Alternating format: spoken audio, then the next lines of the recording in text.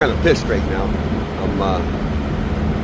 What I've been saying for the last 2 years, that there's 2 million people that came to this country in 2 years. Our government invited them. Well, it's true. Now we have people that are being arrested in Florida. 10 so far at one DMV. One DMV shelled out 1,000 fake driver's license to people that are never going to be citizens here. They're here on a visa. They sold them a driver's license. Our government's benefiting off these people, making cheap labor for everybody. And you can only thank the 2 guys that own a trucking company. 2 guys that were losing their trucking company that's been in their family. Thank God for them.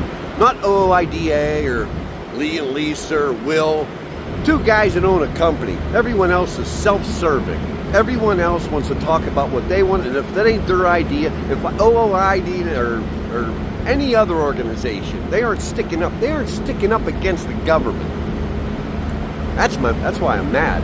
I'm mad that 2 guys that own a trucking company are the only 2 got a set big enough to say something, and then everybody wants to hang on to their coattails like they came up with it. They didn't. You know what? You ought to now.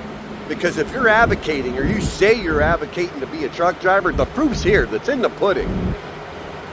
We got 2 million fake truck drivers in this country. I was just hit by one 2 days ago. He didn't speak English, not a big deal. He hit the back of the trailer. Sure, you switch some information around, right?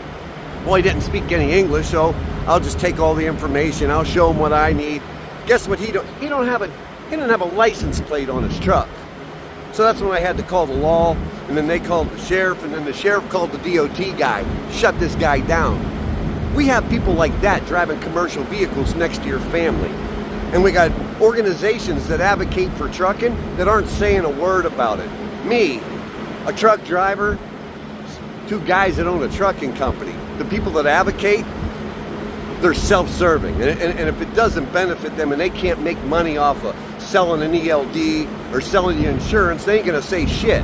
Or if they didn't write, they won't sign anybody else's bill. If it ain't their idea, they ain't gonna back it up. Makes me mad. That's not advocating for trucking. That's advocating for yourself in the name of trucking. That's all we have in this industry, but I don't do that. I don't care. I ain't nothing but a truck driver, and I'm gonna be a truck driver after it gets fixed. But the only way to fix the problem we have is to go to every single state and make sure they cancel and void every non-domiciled CDL there is. Get rid of them.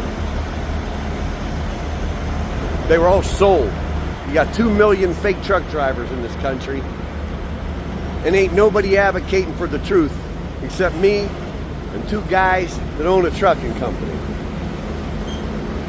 Have a good day. Commercial licenses are an unacceptable risk to every family in this state.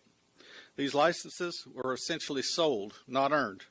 That means we have individuals on the road, possibly operating tractor trailers, who never demonstrated the basic skills to do so safely. It's not a paperwork issue. It's a direct threat to highway safety and a betrayal of the public trust.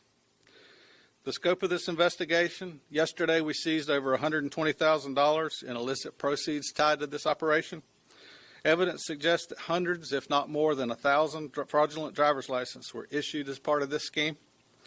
It's been ongoing for over 2 years, and this investigation is continuing to be ongoing and will expand statewide as we work to identify those who receive licenses illegally and hold all parties accountable.